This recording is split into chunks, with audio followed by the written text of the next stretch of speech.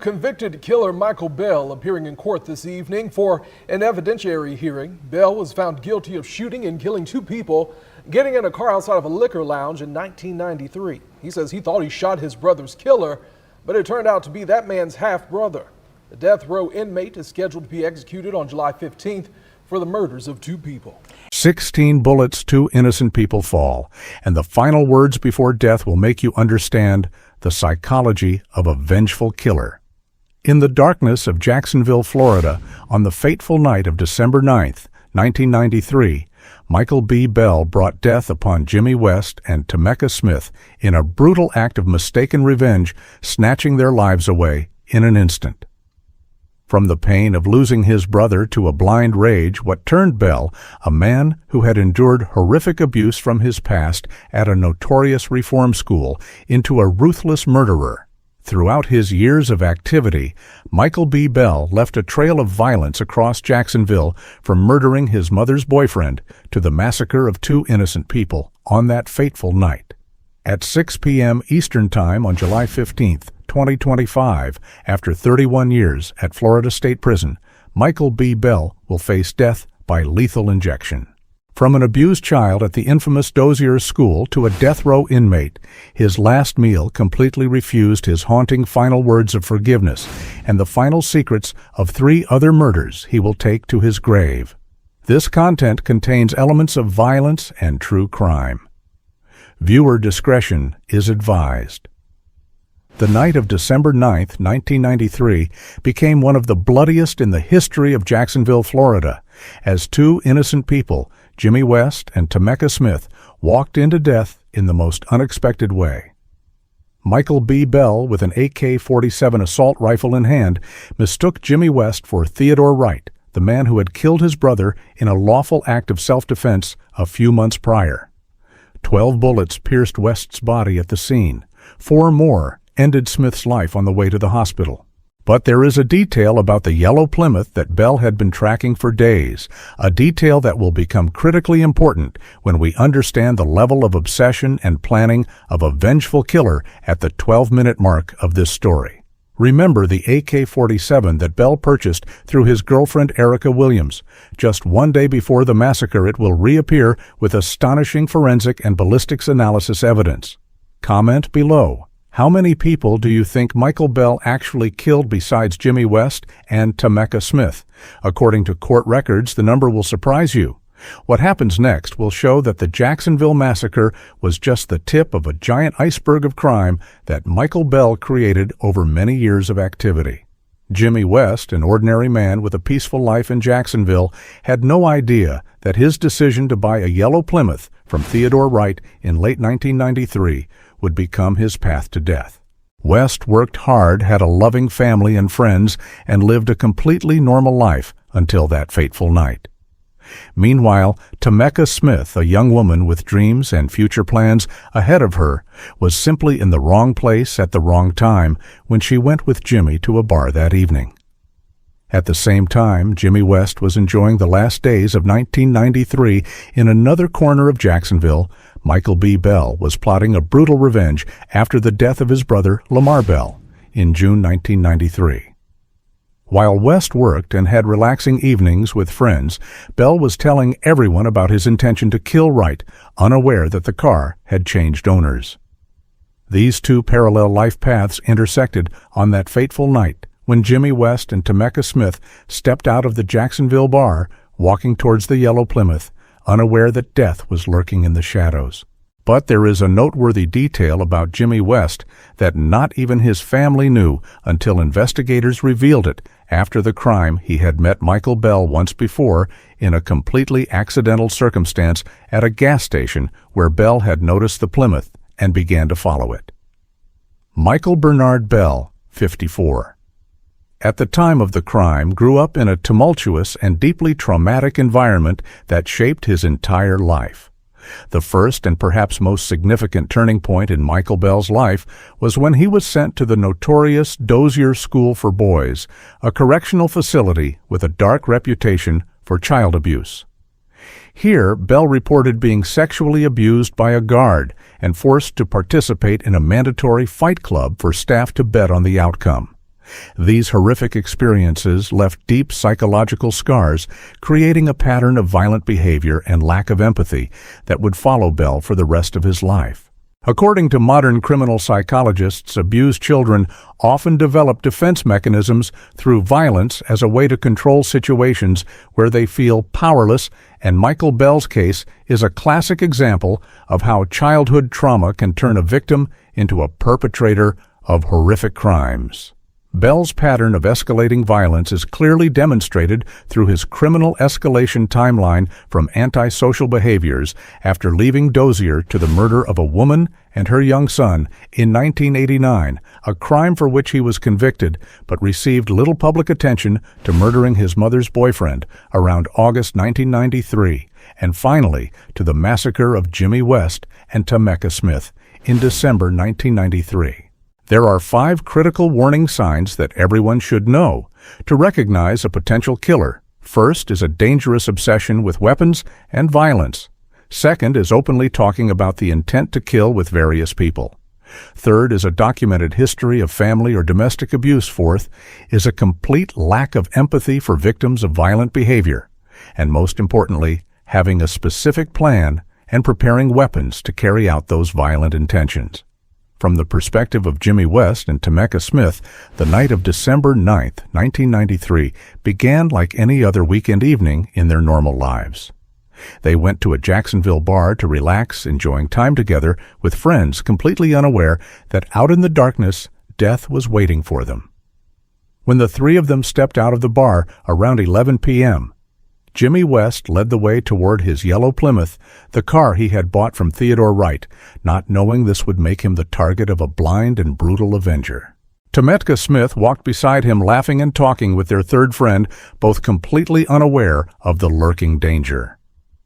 From Michael Bell's perspective, he had been tracking this yellow Plymouth for days, patiently waiting for the perfect opportunity to execute his plan of revenge for his brother Lamar. With an AK-47 loaded with 30 rounds and the help of 2 accomplices, Bell had been ambushing outside the bar since early, studying patterns and waiting for the perfect moment.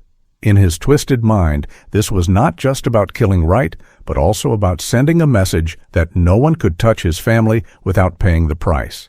When he saw the 3 people heading toward the car, he approached the driver's side door with the determination for revenge that had been simmering for 6 months. From the perspective of the witnesses, about a dozen people waiting in the area in front of the bar became unwilling observers of one of the most brutal massacres in Jacksonville's history.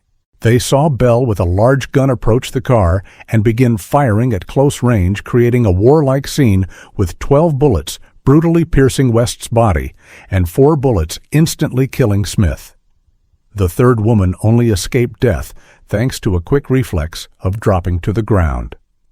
They also witnessed Bell firing indiscriminately into the bar entrance area like a madman, nearly causing more casualties in the panicking crowd. From the perspective of the victims' families, the night of December 9, 1993 was the abrupt end of the world as they knew it. The families of Jimmy West and Tameka Smith lost their most beloved ones in a blind and senseless act of revenge, where the victims were completely innocent simply for being in the wrong place at the wrong time. Their pain and outrage would last for the next 3 decades, waiting for justice to be served and searching for answers to the question of why their loved ones had to die so senselessly. Pause the video and think, if you were one of the witnesses that night, what would you do when you saw a man with an AK-47 approaching 3 innocent people? The investigation into the Jacksonville massacre began that very night at the bloody scene outside the bar, where investigators faced a complex crime scene with multiple victims and numerous pieces of ballistics evidence. The investigation timeline moved at a surprisingly fast pace. Within the first 24 hours, the Jacksonville Sheriff's Office had established a direct link between the yellow Plymouth and the death of Lamar Bell in June 1993. The forensic technology used in this case included a comprehensive ballistic analysis of all 16 bullets from the AK-47, showing they were fired from the same weapon with a firing pattern consistent with a close-range execution-style shooting. Fingerprint analysis was conducted on the magazine and weapon components found at the scene, along with witness identification from 3 direct witnesses and numerous bystanders who provided detailed descriptions of the perpetrator. Every piece of evidence pointed directly to Michael Bell with high forensic accuracy. The gun was traced to its purchase through his girlfriend Erica Williams just 1 day before the shooting. The motive of revenge was established through multiple witness testimonies about Bell's public threats, and physical evidence placed Bell at the crime scene at the exact time of the shooting. Notably, investigators uncovered a chilling pattern when they discovered that Bell had openly discussed his intention to kill Theodore Wright with at least 12 different people over the 5 months since his brother's death, indicating clear premeditation and planning. But there was one crucial thing investigators didn't know during the initial investigation. Michael Bell had a prior criminal record with other murders before the Jacksonville massacre, making this not an isolated act of revenge, but part of a much larger escalating pattern of violence that spanned several years. Unlike other notorious criminals in dramatic international manhunts, Michael Bell did not have an elaborate escape plan after the Jacksonville massacre. It seemed he understood that his arrest was inevitable, with the overwhelming evidence and multiple witness testimonies pointing directly at him. Bell's escape route was confined to the Jacksonville metropolitan area, where he attempted to hide in the days immediately following the massacre. His life on the run lacked any serious planning, no fake identification, no significant financial resources, no out-of-state connections or international escape routes. Local law enforcement mobilized significant resources to locate Bell, with the manhunt involving multiple jurisdictions in the North Florida area. Bell had 3 recorded close calls before his capture, the first at the home of a longtime acquaintance where neighbors became suspicious of unusual activity. The second at a local gas station where an employee recognized him from media reports, and the last at a budget motel where the manager reported a guest's suspicious behavior.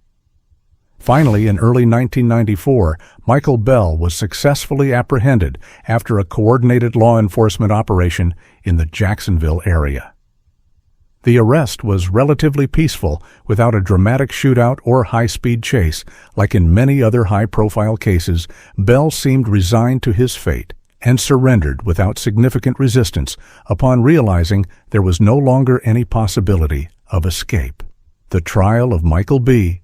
Bell took place in 1995 in Duval County and presented several legal and procedural issues of note for legal scholars. The prosecution team built an extremely solid case based on convincing physical evidence and credible witness testimony, emphasizing the premeditated nature of the double homicide and the defendant's extreme violence. They methodically presented a timeline showing Bell's obsession with revenge, his extensive planning, which included purchasing the weapon, and the deliberate targeting of the victim due to mistaken identity. The prosecution particularly highlighted that Bell had spent 5 continuous months planning his revenge and specifically purchased a military-grade assault weapon for the express purpose of carrying out this violence. From a legal standpoint, this was considered a clear case of first-degree murder with multiple aggravating factors under Florida law: premeditation and deliberation use of a firearm during the commission of a felony, multiple victims, and significant risk to bystanders during the public shooting. The defense strategy, led by attorney Richard Nichols, was controversial, as he made the questionable decision not to present a comprehensive affirmative defense and failed to adequately address Bell's documented traumatic experiences at the notorious Dozier School for Boys. This was a significant strategic error because the extensive documentation of child abuse, sexual assault, and forced participation in Fight Club betting schemes could have been effectively used to humanize Bell before the jury and potentially mitigate the sentence from death to life imprisonment. The prosecution also employed questionable tactics, including racially charged language, describing Bell as an individual living by the law of the jungle before a predominantly white jury, raising serious questions about fairness and potential bias in the trial process. In the years following his conviction, Michael Bell did not produce detailed confessional letters or extensive written admissions as many other death row inmates often do. However, recent legal developments have shed light on serious concerns regarding the reliability and integrity of key evidence used to convict him. A forensic linguistic analysis is not available due to the lack of significant confessional documents, but the timeline correlation between Bell's documented statements to friends about his revenge plans and the actual commission of the crime shows a clear pattern of premeditation and planning. In 2024, Bell's legal team filed a comprehensive 252-page post-conviction motion containing shocking allegations of prosecutorial misconduct and witness tampering. Two key witnesses from the original 1995 trial, Henry Edwards and Charles Jones, signed sworn affidavits stating that their previous testimony was false and that they had been coerced by investigators and prosecutors through threats or promises of leniency in their own legal troubles. Specifically, Edwards claimed he was threatened with prosecution on unrelated charges unless he testified against Bell, while Jones alleged he was promised a reduced sentence in exchange for his testimony.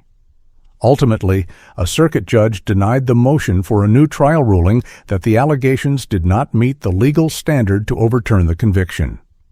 However, these serious allegations of witness intimidation and prosecutorial misconduct have raised significant questions about the integrity of the original investigation and trial process. On July 14, 2025, exactly 24 hours before his scheduled execution, Michael B. Bell spent his last day on death row at Florida State Prison with what prison staff described as a resigned acceptance of his inevitable fate. According to official accounts from correctional officers and the prison chaplain, Bell appeared very calm under the circumstances, showing none of the intense emotional outbursts or last-minute panic that many condemned inmates experience.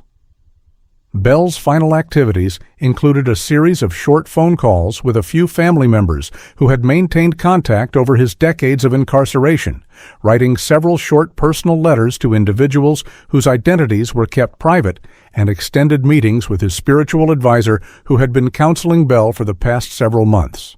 Bell's psychological state was described by prison mental health professionals as detached but coherent, like a person who had mentally prepared for and accepted the inevitable outcome rather than continuing to fight against it.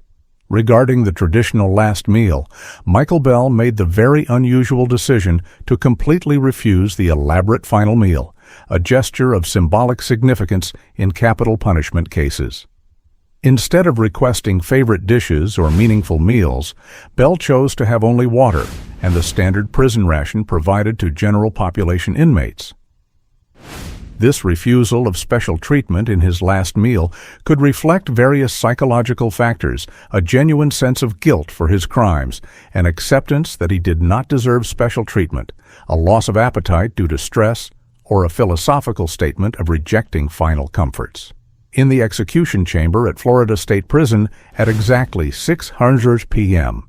on July 15, 2025, with official witnesses including the victim's family members, media representatives, prison officials, and his spiritual advisor present, Michael Bell delivered his final words in a calm but emotional voice. His exact final statement was recorded as, "I am deeply sorry for what happened to Jimmy West and Tameka Smith. They did not deserve to die there. I hope their families can find the peace that I took from them. I am ready to face the consequences for the actions I have done." These were words with a tone of genuine remorse and reconciliation, a stark contrast to his violent image over the decades, and had a profound emotional impact on the victim's family members present to witness justice being served. The execution process by lethal injection proceeded in a clinical and peaceful manner according to the Florida Department of Corrections protocol, with Bell losing consciousness within minutes and being officially pronounced dead at 6:18 p.m. With the death of Michael B. Bell, a bloody and painful chapter in the history of Jacksonville finally closed, bringing a symbolic end for the families of Jimmy West and Tameka Smith after 32 years of grief legal battles and waiting for justice to be served. Today, the families of Jimmy West and Tameka Smith can finally begin the healing process after more than 3 decades of unresolved grief and prolonged legal proceedings. The execution of Michael Bell has brought a sense of closure, yet the permanent scars from their senseless loss will forever be etched in their hearts and memories. The ongoing impact of this case extends beyond personal tragedy to include significant changes in Florida's capital punishment procedures and increased legislative oversight regarding the reliability of witness testimony in capital cases. Regarding unresolved elements, there remain significant questions about additional crimes Bell may have committed, but were never prosecuted or thoroughly investigated. The 3 other murders for which he was later convicted, a woman and her young child in 1989, and his mother's boyfriend about 4 months before the Jacksonville massacre, contain mysterious details and potential connections to other unsolved cases that were never fully explored by law enforcement. Additionally, the recent allegations of prosecutorial misconduct in the 1995 trial have opened important discussions about comprehensive criminal justice system reform to prevent similar procedural violations. Changes in law enforcement procedures include increased witness protection, stricter oversight of prosecutorial tactics, and improved documentation of interrogation processes to ensure integrity. The impact on the broader community includes heightened awareness of the cycle of violence rooted in childhood trauma, the importance of intervention programs for at-risk youth, and the need for better mental health resources within the correctional system. If you have any information about potential victims or unsolved cases related to Michael Bell's activities in the Jacksonville area from the late 1980s to the early 1990s, law enforcement encourages you to contact the Jacksonville Sheriff's Office hotline. Any information you have, no matter how small it may seem, could help bring comfort to other families who may still be searching for answers about their loved ones lost to violence.